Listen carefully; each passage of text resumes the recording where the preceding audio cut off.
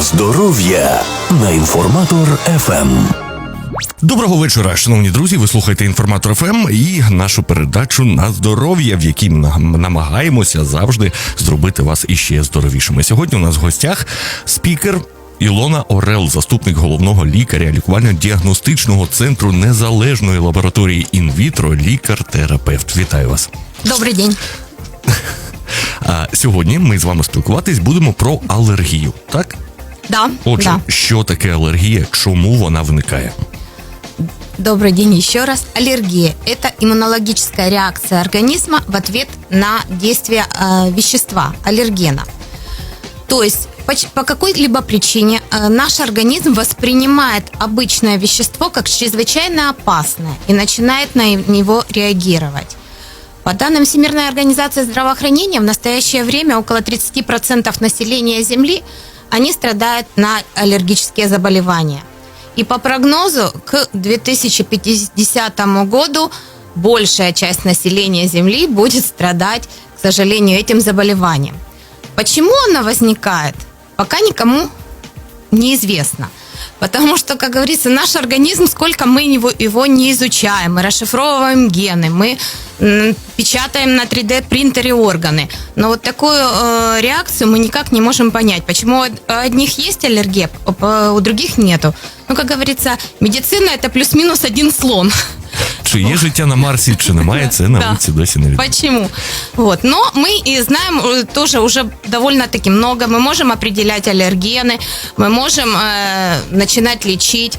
Мы знаем, что, например, жители городов развитых стран страдают на аллергию намного больше, чем жители тех же поселков, деревень и менее развитых стран. Это связано и с экологией, и с нашей бытовой химией, которую мы используем чаще. Мы употребляем модифицированные продукты, которые содержат много консервантов, красителей, которые тоже наш организм потихоньку начинает на них реагировать. Одне, мабуть, із найголовніших питань – чим небезпечна алергія? Є алергіки, і серед них навіть лікарі зустрічаються, які живуть з симптомами алергії і не звертаються по медичну допомогу. В основном своем проявлении аллергия не очень опасна, кроме таких тяжелых форм, как анафилактический шок, бронхиальная астма, отек Квинки, которые развиваются внезапно и могут угрожать жизни. А чаще всего аллергия не вызывает тяжелых осложнений, но очень снижает качество жизни и трудоспособность. Не всем нам приятно, когда у нас, извините, чешутся глаза, течет с носа или заложен нос, и ты не можешь ничего делать, не можешь разговаривать. Вроде бы как ты от этого не умираешь, но это совсем очень неприятная ситуація. Можна, наприклад, фільми дублювати. Можна, в великій галактиці. Добре, існує кілька сотень алергенів, і деякі з них можуть зустрічатись у декількох продуктах або рослинах одночасно. Якщо у людини є харчова алергія, наприклад, на яблука, то з великою вірогідністю буде і на цвітіння берези.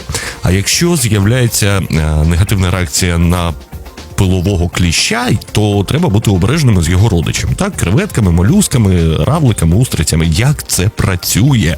Можете пояснити, будь ласка? Этот феномен называется перекрестной аллергией. То есть, когда реакция возникает не на сам аллерген, а на вещества, которые схожи по строению. У них получается немного схожи по строению молекулы белка. Вот. И тогда возникает чаще всего, это на респираторным аллергенам есть перекрест на пищевые аллергии. И возникает, например, если аллергия на амброзию, может возникать аллергия на семечки подсолнечника, на халву, на дыню. И тогда возникает зуд во рту, может быть отек во рту, может тошнота, рвота, неприятные ощущения. И иногда эти ситуации может определить только врач, какой первичный аллерген, а какой уже именно как перекрестная аллергия. Не всегда, но очень часто такие ситуации возникают. От ви згадали про амброзію. Знаю людину, тепер ви знаєте, ми познайомились. Ніколи в житті не було алергії. І ось цього літа, як то кажуть, лупануло. Привіт, амброзія. У Дніпрі та в області дуже багато зон із бур'янами, тому вкрай важко в літній період без назальних спреїв, таблеток, у цього всього. Чи може алергія так само раптово піти, як і з'явилась? Порадуйте, будь ласка. К сожалению, нет. Если аллергия появилась, то она уже без специфического лечения уже никуда не денется. Она может уйти в ремиссию, если не будет контакта с аллергеном. Но если вдруг опять появится контакт, то она снова восстановится. Да, она может возникать впервые. Обычно она возникает, когда происходит массивный контакт с аллергеном. То есть, возможно, кто-то выезжает. Вот у меня была пациентка, они купили дачу, она поехала на дачу, начала вырывать амброзию, и постепенно у нее на следующий год уже появилась аллергия, которой никогда не было. Вот, да, но, к сожалению, такое заболевание, которое как бы нам не хотелось, оно само собой не пройдет. Надо единственное только, если в этот сезон есть возможность куда-то уехать. Уехали, чувствуйте себя хорошо. Треба на роботі сидіти і нікуди не ходити. Не виходіть. Скажіть, а чи залежить чутливість людини до алергії від способу життя? І, можливо, є якісь приклади із практики?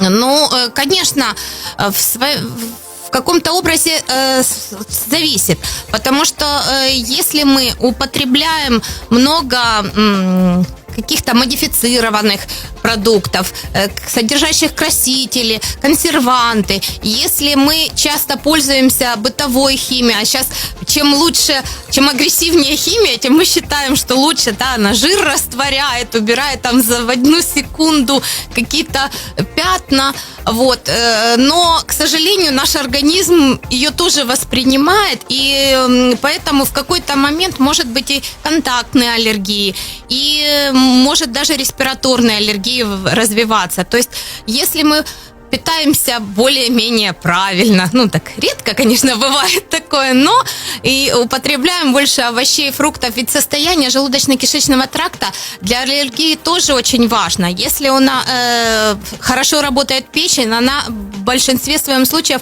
обеззараживает все вещества, которые поступают в организм. Если есть какие-то сбои, вот вам один раз и аллергия, раз і проявлення. Поэтому бувають і такі, к сожалению. Тобто, якщо вживати продукти, які трохи нагружають печіночку, то алергія... Да, большая вероятность, да. Добре, а чи можуть проявлятися алергії не типово, а приховано? Ну, коли людина, наприклад, не знає, що в неї сверблять очі саме від алергії? Ну, может аллергия проявляться и впервые какой-то манифестной симптоматикой, например, при введении какого-то лекарственного препарата, если там назначил врач уколы, решили поколоть дома, ввели укол, может развиться анафилактический шок. Вот. Вроде никогда не было, но мы же не знаем, да, вроде не было, просто вы этот укол никогда не назначали, никогда не давали. Привет, Квинки. Да, добрый вечер. Да. Вот. И получается так, что поэтому мы рекомендуем, если назначают уколы, то обязательно нужно начинать хотя бы делать их в лечебных учреждениях, где присутствует врач, который может оказать помощь. Вот. А скрытое течение, может нетипичное течение. Сейчас многие заболевания, они проявляются нетипично. Скрытое, такая атипичная симптоматика. Может быть головная боль. И головная боль, вроде думаешь, ну какая тут аллергия от головной боли. Но когда уже врач начинает расспрашивать, когда, ну в общем, и оказывается, что у тебя причиной, симптомом аллергии является головная боль. Но зуд в глазах – это как раз типичний симптом алергії, один із типічних. Є люди, які все життя страждають непереносимістю тих чи інших продуктів, амброзії, у цієї, чи ще чогось. Чому не можуть їх взяти одного разу і назавжди вилікувати? І яким чином може допомогти тестування на алергени? Ну, очень хороший вопрос. Можно вылечить, но не всю, к сожалению, аллергию можно вылечить. Для того, чтобы вылечить, нужно четко определить аллерген. Вот. И тогда уже можно проводить так называемую антиген-специфическую иммунотерапию. Эта терапия является золотым стандартом в лечении аллергии.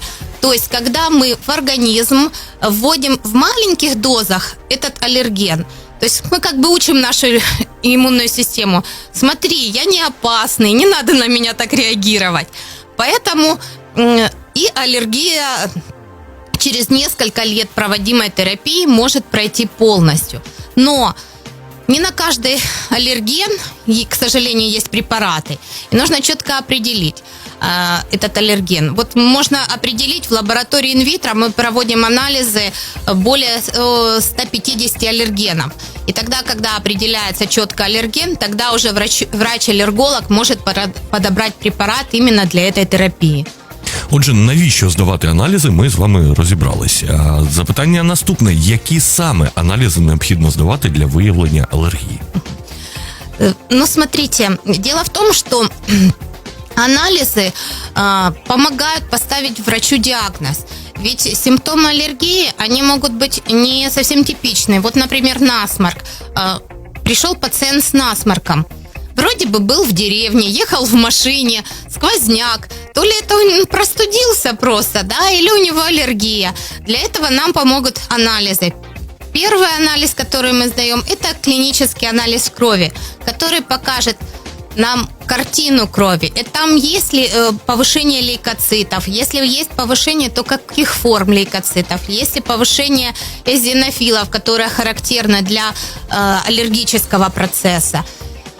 Следующий анализ – это иммуноглобулин Е, общий иммуноглобулин Е. Это уже тот анализ, который покажет, есть ли у нас именно иммунологический ответ организма на аллерген. То есть повышение иммуноглобулина Е говорит об аллергии.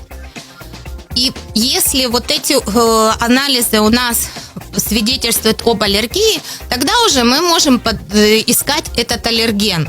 Можем сдавать панели, в которых будет много аллергенов и показано. Можно, если есть предположение по какому-то одному аллергену, можно эти аллергены сдавать и по одному. Сейчас наша лаборатория инвитро предлагает такие анализы и в панелях, в комплексах. Можно определить аллергены и респираторные, и пищевые, и по отдельности точно уточнить аллерген. Если, например, для диагностики, как мы говорили, да, насморк, аллергического ринита, можно использовать и такой анализ, как назоцитограмму, которая, когда берется мазочек из носа, и потом после этого можно сделать дифференциальную диагностику. Либо там много клеток аллергии эозинофилов, либо там много клеток лейкоцитов, которые свидетельствуют, нейтрофилов, которые свидетельствуют о воспалительном заболевании. Вот, все эти анализы делает лаборатория инвитро. Хочу сказать, что мы в своей диагностике используем тест-системы и оборудование европейских производителей.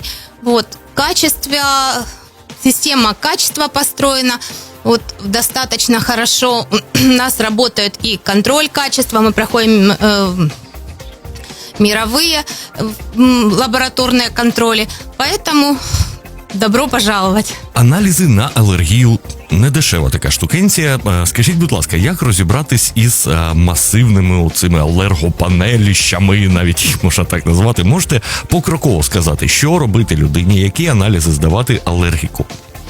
Ну, да, сразу не нужно сдавать все эти сумасшедшие аллергопанели, которые дорогие.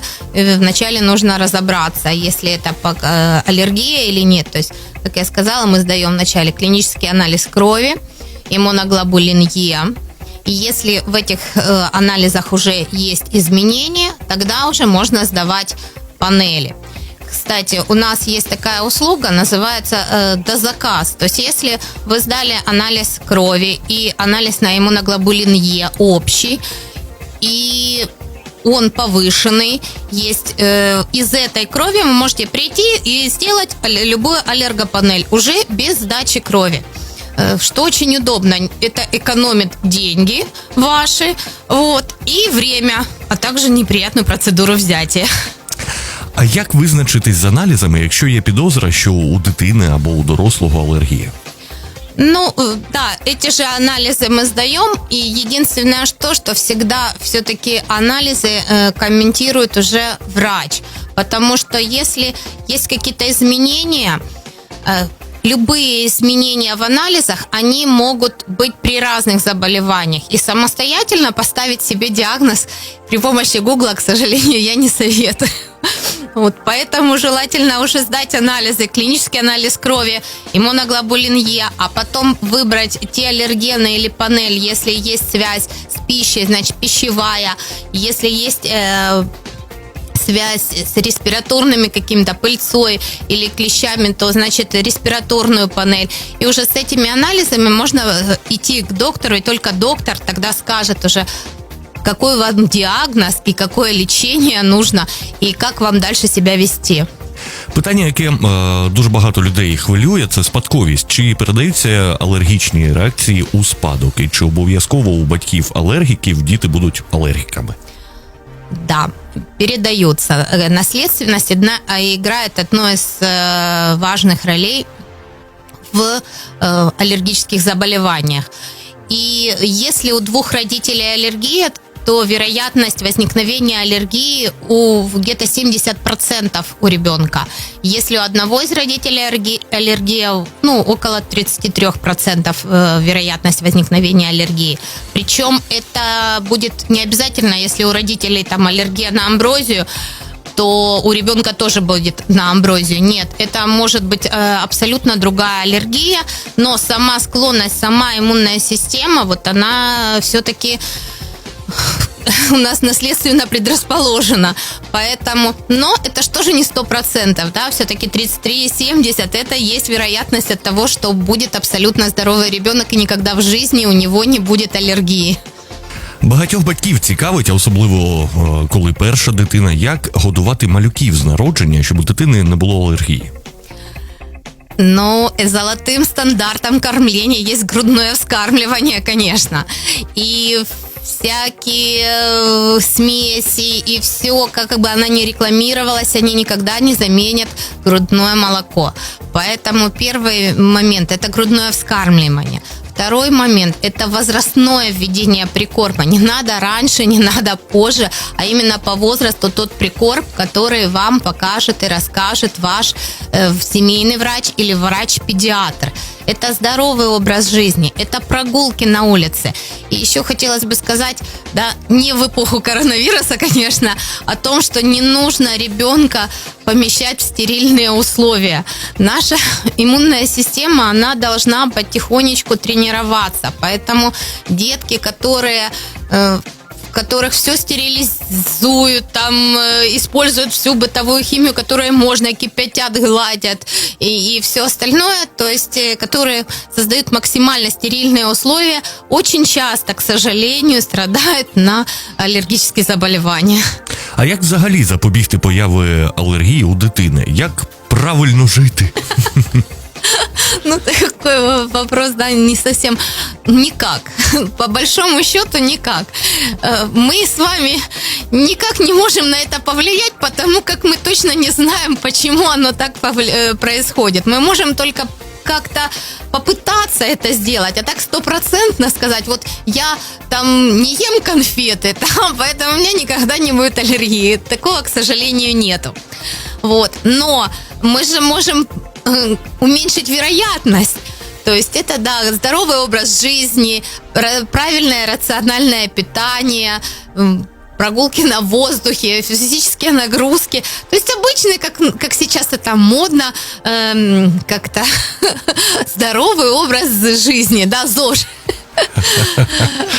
Добре, ми зрозуміли, що ідеально з'ясувати алерген і захистити себе від нього. Але не завжди ж можна дозволити собі приїхати в інший клімат або зону з ідеальною екологією. Будь ласка, у вас є хвилина слави, ваші поради, загальні рекомендації всім алергікам. Смотрите, обычно доктора, они назначают пациентам перед началом сезона аллергии, уже известный аллерген, назначают какие-то препараты, которые влияют на реактивность на клетки иммунной системы, которые снижают ее реактивность. В сезон аллергии, да, все мы там бываем в этом, к сожалению, сезоне. Вот, когда начинается цветение, нужно проветривать помещение, делать влажную уборку. Очень спать желательно, конечно, с закрытыми окнами. Как нам тяжело это не осуществить, да, но самая большая концентрация пыльцы – это рано утром. Сухая ветреная погода, нет ничего хуже для аллергика, к сожалению. Поэтому смена одежды, влажная уборка, промывание носа достаточно обычной кипяченой водой, умывание. И все эти небольшие такие легкие мероприятия, они способствуют тому, что концентрация пыльцы, она уменьшается. Если у кого-то есть, например, аллергия на пылевого клеща, это очень часто тоже возникает, и, к сожалению, это не так, как сезон цветения, там месяц-два, все и прошло, а это уже, к сожалению, круглогодичная песня. Вот, поэтому тогда использовать синтетические подушки, проветривать кровать после сна обязательно, не сразу ее застилать, а немного проветрить, обрабатывая, хорошо стирать белье постельное, но это то, что... И, конечно же, влажная уборка для того, чтобы не было скопления пыли. Величезне дякую за спілкування. Сподіваюся, дуже цікаво та корисно було нашим слухачам почути. Спілкувались ми сьогодні із Ілоною Орел, заступником головного лікаря лікувально-діагностичного центру незалежної лабораторії «Інвітро», лікарем-терапевтом. Дякую. Спасибо мне большое. Друзі, вам бажаю міцного здоров'я. Залишайтеся з нами, слухайте «Інформатор ФМ». На здоров'я на Інформатор ФМ.